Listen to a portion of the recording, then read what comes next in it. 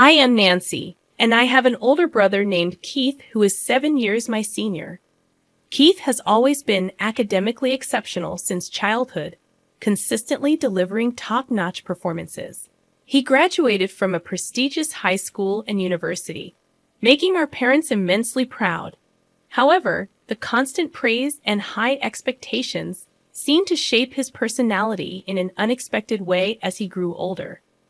After completing his education and securing a new job, Keith decided to leave our family home. During his departure, he sarcastically remarked about being unable to endure the mundane life in our house any longer. I can vividly recall the mixed emotions on our parents' faces at that moment, surprise and a hint of sadness. In the past, Keith was a cheerful and cherished member of the family. Personally, I felt a twinge of anger. I never excelled academically or in sports like my brother did. My high school wasn't super prestigious, but I valued the warmth and love within our family. Both Keith and I owe our lives to our parents' support. It saddened me that he seemed to overlook the importance of our family bonds. As a child, Keith was my hero, handling everything perfectly and caring for me. However, as I approached graduation from high school, he began questioning the need for higher education and dismissed my pursuits. When confronted by our parents, he blamed them for his changed attitude. Despite the challenges, I persevered, entering a national university and securing a job at my dream company. My parents' encouragement helped shape me into a kind-hearted person. However, my brother's life took a different turn. He was already married, and neither my parents nor I had met his wife. One day during work hours, I received an unexpected call from my mother. Worried about the unusual call, I stepped outside to answer discreetly. My mother's voice, softer than usual, revealed that my father had suddenly fallen ill. Distressed by the news, I immediately informed my supervisor, rushed to the hospital, and hoped for the best. Entering the waiting room, I was met with my mother in tears, desperately seeking comfort. Anxious, I asked, "What happened, Mom?" I anxiously sat beside my mother, struggling to comprehend how my father, who seemed perfectly fine that morning, had suddenly ended up in this condition. My words tumbled out one after another as I asked the question that refused to settle in my mind. After a brief pause, my mother quietly uttered, "Your father has been diagnosed with cancer." Time seemed to freeze as the weight of her words sank in. The surprise and anxiety within me spilled out in my voice. My mother took a deep breath and, with a tone heavy with sadness, continued, "It's stage 4. The cancer has spread to the bile duct, and they said it's hard to remove it all." Her tears flowed uncontrollably, and I struggled to find words as I listened to this devastating news. Seeking a glimmer of hope, I inquired about the next steps in treatment. My mother nodded somberly, and after a short pause, the attending physician arrived to explain the detailed condition and treatment options. The grim reality hit us as we learned that the illness had progressed more than expected, with confirmed metastasis to other parts. The doctor conveyed the significant risks of surgery and the uncertainty of success. My mother and I, holding hands, tried to come to terms with this harsh reality. The doctor's matter-of-fact words emphasized the gravity of the situation. We were faced with crucial choices, continuing with chemotherapy or opting for support in a palliative care ward. The heavy silence in the waiting room was broken only by the ticking of the clock's second hand. As tears quietly streamed down my mother's face, I pondered how to approach the situation. Despite the challenging circumstances, necessary discussions needed to take place. Realizing the importance of including my brother Keith, I suggested contacting him immediately to make a decision together. With a forced smile, my mother admitted that she had already informed Keith, but he hadn't responded. Recalling my brother's nature and past events, I had a premonition of his potential reaction. Keith tended to get upset when seeking help, avoiding tough decisions. Determined to involve the entire family in this critical decision, I persisted in calling him. After more than 10 attempts, I finally heard my brother's slightly irritated voice. "Why do you keep calling me?" he snapped. Urgently and anxiously, I explained Dad's condition, questioning why he hadn't come to the hospital despite being informed. His response lacked empathy or understanding, shaking me to the core. Unmoved by the gravity of the situation, he dismissed it as unnecessary concern, stating, "There's no point in discussing further. I'm hanging up." Stunned, I was left reeling from the exchange. I found myself in a state of bewilderment, unable to conceal my astonishment at my brother's indifference. I was aware of his lack of a sense of family bond and gratitude, but the extent of his detachment was beyond what I had anticipated. When I returned to my mother, a look of concern was evident on her face. In response to her inquiry about what happened, I explained that it seemed he was quite busy, avoiding the details. My mother sighed deeply, murmuring that it would have been comforting if Keith was here. My father, choosing to spend his final moments in a palliative care ward, quietly passed away a few months after that decision. I conveyed this somber news to my brother over the phone and provided details of the wake and funeral.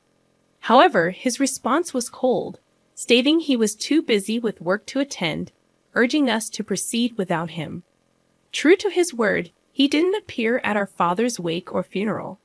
Even my mother seemed shocked by this fact, likely never imagining her son wouldn't show up for his father's funeral. Both family and acquaintances expressed surprise and disappointment at his absence.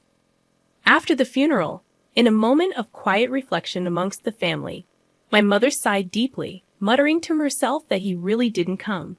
I took her hand and reassured her, saying firmly, "Mom, let's not worry about him anymore.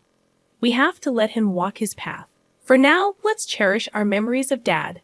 My mother tightly squeezed my hand in response, smiling and saying, "Thank you." Unexpectedly, the next day, my older brother appeared at the apartment where we live. His usual expression was replaced with an urgent restlessness. Without any greeting, he demanded to know, "Where is the inheritance father left behind?" Shocked by his demand, I emotionally retorted, expressing disbelief at someone who didn't even attend the funeral now making such inquiries. Visibly irritated, my brother snapped at me, saying, "The kid should stay quiet," creating a tense atmosphere. Attempting to calm the situation, my mother explained that, apart from the apartment, our father didn't leave much behind. She presented my father's passbook on the table, flipping through it to reveal that all the savings were transferred to a different account. My brother, taken aback, asked in surprise, "What is this all about?" Gently, my mother replied, "Your father instructed to move all the money to my account earlier. Also, this apartment's name has been changed, and now it's in my name." Left speechless, my brother clicked his tongue in frustration and left. Watching his departing figure, we were once again filled with admiration and gratitude for our father's foresight and his plan to protect the family. A few months later, my mother unexpectedly fell and was rushed to the hospital. The family was filled with shock and concern upon learning that she had pneumonia in a more advanced stage than initially thought. Despite feeling relieved when she was diagnosed with a minor cold at a small clinic, detailed examinations at a major hospital revealed a much more severe condition with only about 3 months to live. Hearing this news left me at a loss for words. I found it hard to believe, especially considering how healthy she appeared. Tragically, just a few days after the 3-month mark, my mother quietly passed away. The absence left behind an indescribable stillness and sorrow. Filled with guilt and grief, I questioned why I hadn't noticed sooner or taken her to a larger hospital immediately. Even after learning about my mother's pain, my brother showed no signs of coming to our house. My aunt, my mother's sister, and I handled the arrangements for the wake and the funeral. Understandably, it was a significant shock for my aunt that my brother didn't appear at our mother's last rites, just as he hadn't for our father's. Although my aunt was extremely outraged, I felt that expecting anything or saying anything to my brother was meaningless, recalling his past actions. However, a few days after the funeral, as my aunt and I were sorting out the heirlooms, my brother appeared again, accompanied by his wife, whom we were meeting for the first time. "Where's Mom's inheritance?" She must have left something, right? My brother brought up this question from the beginning. I was both shocked and dumbfounded. My aunt, equally stunned, stared at him in disbelief. The most astonishing thing was that beside my brother stood his wife, my new sister-in-law, whom neither met our eyes nor greeted us, just standing silently next to my brother. Even more shocking was that my brother did not even visit our mother's grave. Brother, please at least pay your respects to our parents. At the very least, visit Mom's grave, I said calmly, with a sneering laugh. My brother responded, Does that even mean anything? He quickly followed with, By the way, how much of Mom's inheritance is left? At that moment, May's expression changed drastically. In a voice filled with anger, contrasting with her usual warmth, she sternly admonished Keith. How can you think of such things at a time like this? Nancy is managing the funeral on behalf of both of you, putting in all her effort. Shouldn't you act with a bit of gratitude, thinking of your parents? Ignoring our aunt's anger, my brother responded dismissively, Auntie, it's none of your business. Don't interfere. With these demands from my brother and sister-in-law, the atmosphere in the room became cold and tense. Behind my brother, my smiling sister-in-law said, Of course, I remember your name, Nancy. Do you plan to keep all of your mother's inheritance for yourself? Sorry, but we can't allow that.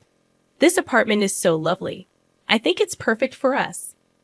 I never imagined that my brother and his wife would say such things. Why should I have to leave for the sake of both of you? I asked, my voice quivering. While twirling her finger, my sister-in-law continued, This apartment has just been renovated, and its location is amazing. It's close to the station, and there are plenty of shops, so we'll be living here. At the peak of my anger, I confronted my big brother, asking, All you care about is the inheritance. What are you thinking? Unable to hold back, I raised my voice, turning away. My brother let out a heavy sigh. Such vulgar behavior. Do you think raising your voice solves everything? We'll be back here in 3 days. Have everything ready to move out by then. With those words, their intentions became crystal clear. A mix of my anger and sadness bubbled up, and I couldn't stop my tears from flowing. But this wasn't just a one-time event.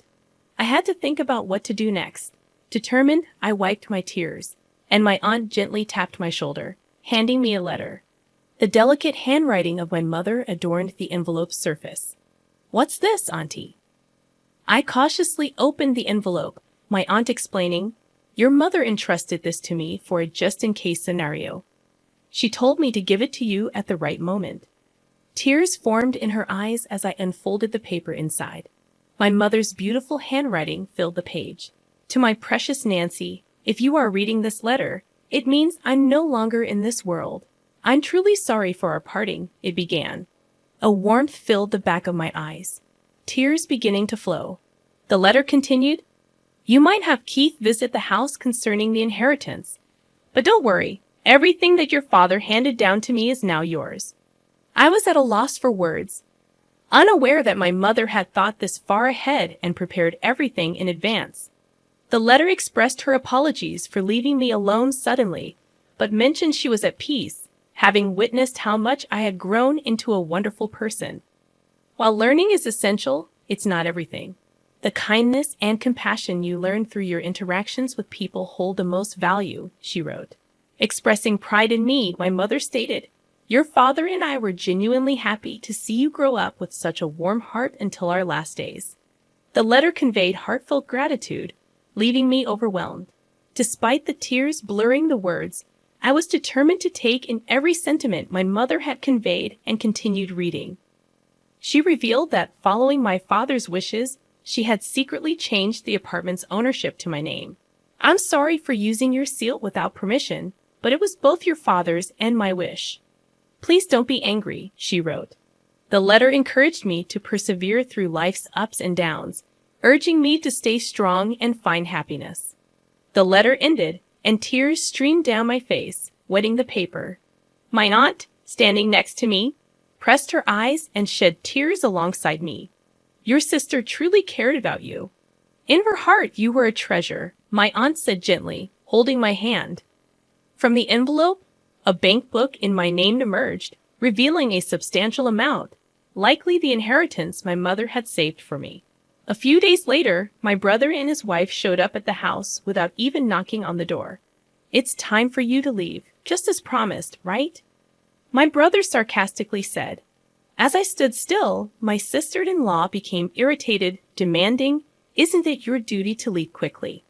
I took a deep breath, looked them straight in the eyes, and calmly stated, "Actually, this house is now under my name." The room's atmosphere became tense. My brother and his wife looked at each other, exclaiming, "What kind of joke is this? I am the eldest son. I should inherit the house, right?" My brother said, clearly shaken. Beside him, my sister-in-law stared at me, saying, "This is the first I've heard of this." However, I had decided to state the facts. The house and the inheritance are all managed under my name, so there's nothing to divide. My brother frowned and insisted, "Then hand over half of that inheritance to us." I questioned, "But this money was left for my future and to ensure that I take care of the house. You always looked down on me, and now you're asking for money. What changed?" His face turned red, and surprisingly, my sister-in-law exclaimed, "Wait, what is this? This isn't what we were expecting." From what I gathered, my brother recently faced significant trouble at his job and was subsequently fired. Not only that, but he and his wife were moving from one day job to another, seemingly in a tight spot financially. With my revelation, their expectations were shattered, and they began bickering, placing blame on one another. Calmly, I said, "This is my house now. If you make any unnecessary fuss, I'll call the police." Trembling with anger, they reluctantly accepted my words and left. Since then, I've had no contact with them. I deliberately deleted all their contact details and began a new life in this apartment, my treasure filled with memories of my father and mother. Now I have a loving partner by my side, and we plan to build a new family in this apartment. He respects my decision and proposed that we take the first step of our new life here. Our future is bright, and I want to pass on the warm love my parents gave me to the children we will have in the future.